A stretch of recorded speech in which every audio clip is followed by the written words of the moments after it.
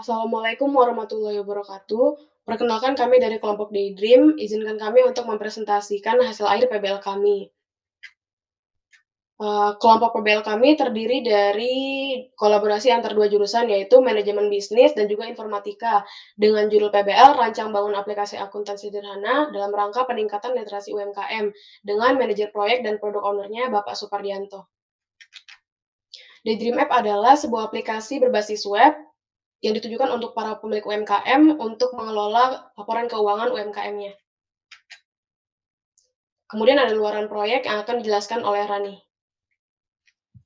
Oke, untuk bagian luaran proyek kami terdiri dari source code aplikasi, manual book, poster, video demo, serta laporan akhir. Nah, ini adalah screenshot codingan aplikasi kami. Kalau yang ini adalah manual book. Ini adalah screenshot video demo. Ini adalah screenshot laporan akhir. Dan ini adalah berkas pengajuan dokumen HKI yang akan disempurnakan oleh manajer proyek kami, yaitu Bapak Supardianto. Oke, selanjutnya adalah capaian proyek yang akan dijelaskan oleh Fauzan kepada Fauzan. Silakan. Oke, terima kasih kepada Rani. Nah, di sini saya akan membagikan presentasi. Yang pertama ini ada use case diagram. Jadi sebelumnya kami sudah memasukkan beberapa proses, namun di sini ada penambahan proses, yaitu melihat laporan neraca saldo dan melihat laporan laba rugi. Yang kedua ini ada skema data atau IRD. Dan yang ketiga ini adalah implementasi IRD pada database yang sudah menjadi tabel. Berikut ini adalah fitur pada website yang akan dijelaskan oleh teman saya Ari. Waktu depan dipersilakan. Terima kasih kepada Saudara Fauzan. Lanjut kepada fitur website. Jadi ketika user menggunakan aplikasi kami akan diletakkan pada landing page. Lanjut, user akan diminta untuk melakukan registrasi jika belum memiliki akun. Jadi lanjut, setelah user melakukan registrasi, user akan memasukkan username dan password untuk masuk ke dalam website kami. Setelah melakukan login, user akan diletakkan pada halaman input transaksi. Yang bisa dapat kita lihat itu ada beberapa kolom inputan dan keterangan, serta juga disertakan tanggal. Lanjut, setelah user menginput transaksi, user akan diletakkan ke jurnal umum, melihat hasil yang diinputkan. Dan lanjutnya di situ juga disediakan button edit supaya kalau ada kesalahan atau sebagainya bisa diganti dan disimpan kembali. Lanjut, halaman buku besar. Halaman buku besar ini merupakan lanjutan dari jurnal umum yang berguna mengkolomkan sesuai keterangan seperti yang ada di screenshot, yaitu kas di bank, yaitu inputan kas di bank. Lanjutnya kas di tangan juga inputan yang kas di tangan. Lanjut, halaman neraca saldo. Pada halaman ini lanjutannya dari buku besar fitur yang kami sediakan. Lanjut, halaman laporan laba rugi. Nah, jadi di sini tuh menampilkan laporan dan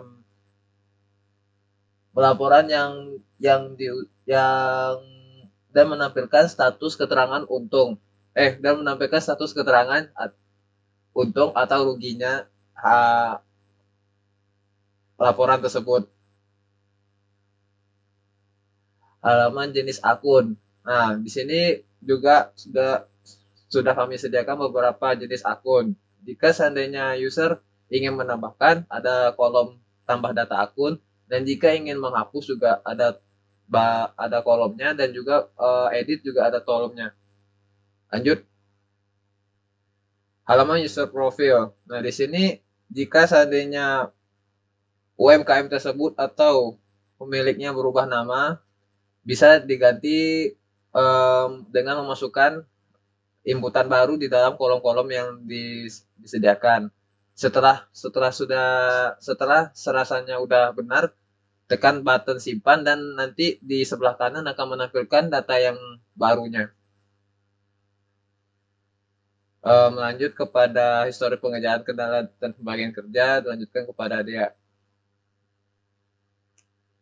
Kemudian untuk histori pengerjaan, kami menggunakan Trello untuk melihat riwayat pengerjaannya. Berikut merupakan screenshot-nya, dan juga ada tabel riwayat pengerjaan proyek yang sesuai dengan laporan akhir. Kemudian terdapat kendala pengerjaan yang sering terjadi. Yang pertama, kesulitan membagi tugas dengan efektif. Yang kedua, penggunaan waktu yang kurang efektif. Yang ketiga, masih sering terjadi miskomunikasi. Dan yang keempat, proses coding dan debugging yang cukup memakan waktu yang sangat lama.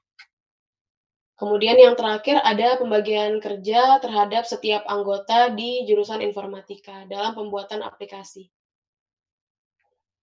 Kemudian adalah presentasi dari kelompok manajemen bisnis. Kepada yang mempresentasikan, dipersilakan.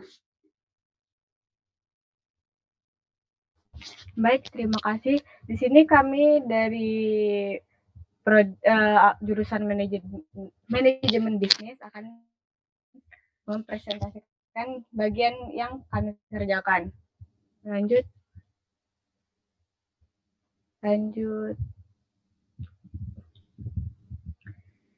Yang pertama ada pengertian SAK-MKM. SAK-MKM merupakan standar akuntansi keuangan yang dibuat sederhana dan dapat digunakan oleh entitas yang memenuhi definisi entitas tanpa akuntabilitas publik karena mengatur transaksi umum yang ditunjukkan untuk memenuhi kebutuhan pelaporan keuangan EMKM. Lanjut. Di sini ada persamaan dasar akuntansi. Pertama ada aset. Berikut contoh akun aset. Aset lancar ini yang contohnya kas atau piutang. Ada aset tetap, contohnya kendaraan atau bangunan. Ada aset tidak terwujud yang contohnya hak cipta atau paten. Kedua ada kewajiban. Contoh dari akun kewajiban yang paling umum yaitu utang jangka pendek, yang contohnya utang dagang atau utang bank, dan ada utang jangka panjang, contohnya utang obligasi. Ketiga ada modal. Di sini ada beberapa akun modal umum seperti modal pemilik, penarikan pemilik, laba ditahan, saham biasa, modal di sektor. Jika digambarkan dengan rumus persamaan dasar akuntansi, formulanya seperti aset sama dengan kewajiban tambah modal. Selanjutnya, ada laporan keuangan. Laporan keuangan terbagi menjadi 3. Ada laporan neraca. Laporan ini bisa disebut laporan posisi keuangan dengan artian dari suatu perusahaan yang dihasilkan dari periode tertentu. Kedua, ada laporan laba rugi. Laporan yang berisikan pendapatan dan pengeluaran dari suatu perusahaan dalam periode waktu tertentu. 3, ada laporan arus kas. Laporan arus kas ini yang menunjukkan transaksi keluar masuknya kas dari perusahaan dalam periode waktu tertentu. Selanjutnya, alur pencatatan akuntansi yang akan dijelaskan oleh Nanda Sri Utami. Baik, terima kasih ya. Jadi sebelum kita melakukan pembuatan laporan catatan akuntansi ini, kita harus mengetahui aluran pencatatan akuntansi itu seperti apa. Nah, step pertama itu ialah transaksi itu harus diautorisasi dulu atau disetujui dulu oleh pihak manajer. Terus step kedua itu transaksi diarsipkan atau disimpan gitu. Kemudian setelah diarsipkan, barulah dicatat ke jurnal umum. Setelah jurnal umum dicatat, dipindahkan ke buku besar. Next. Nah, jadi di dalam akuntansi itu, pencatatan akuntansi ada yang namanya debit kredit. Jadi di akuntansi itu ada yang namanya akunti. Akunti ini menginformasikan debit itu apa, kredit itu apa. Jadi debit itu adalah sisi kiri dari akun dan kredit itu adalah sisi kanan dari akun. Nah, next.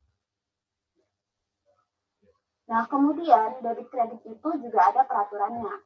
Jadi di setiap aset itu peraturan debit kreditnya berbeda-beda. Jadi di sini ada akun aset, akun kewajiban, akun modal, akun biaya, akun pendapatan. Nah, akun aset itu apa? Akun aset itu tuh yang berhubungan dengan harta perusahaan atau hal-hal yang berhubungan dengan harta bisnis tersebut. Kemudian ada kewajiban yang berhubungan dengan hutang, modal. Modal itu merupakan hak pemilik atas aset perusahaan.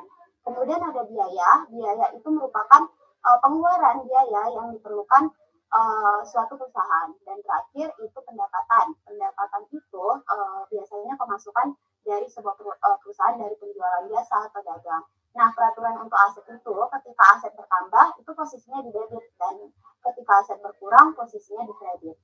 Begitu juga kewajiban. Nah, ketika kewajiban itu berkurang posisinya di debit dan ketika kewajiban itu bertambah posisinya di kredit. Seperti itu. Next. Nah, jadi di sini ada logbook kami. Jadi ini berisikan tentang kegiatan progres kami ke setiap minggunya.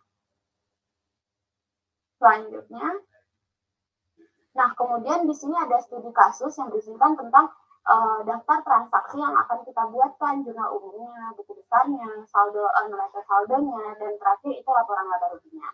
Jadi di sini diketahui, jadi di sini bisa kita lihat bahwa tanggal 1 Februari ini si Buana Karya ini menginvestasikan sebesar 75.000. Nah, uang investasinya itu dibayarkan secara tunai cash gitu. Jadi untuk pencatatan jurnal umumnya, boleh ke jurnal umum dulu.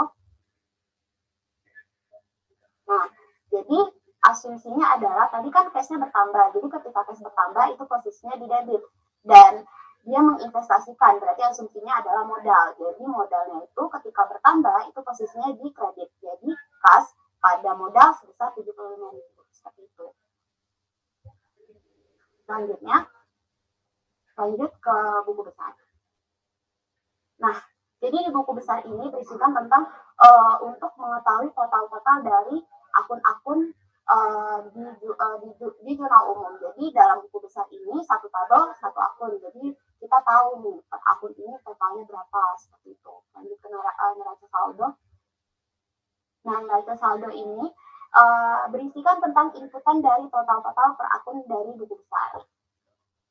Selanjutnya, nah laporan laba rugi ini merupakan gunanya ini untuk itu dipotong aja ya guys ulangnya.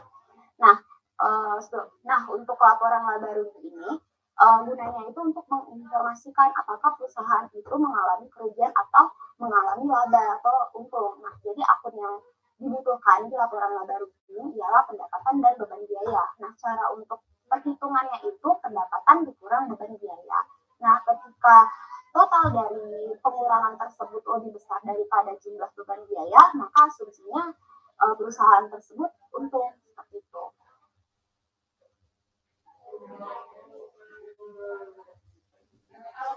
Siapa yang tutup? Oke, baiklah sekian presentasi dari kelompok Daydream. Lebih dan kurangnya mohon dimaafkan. Kami tutup. Wassalamualaikum warahmatullahi wabarakatuh. Waalaikumsalam.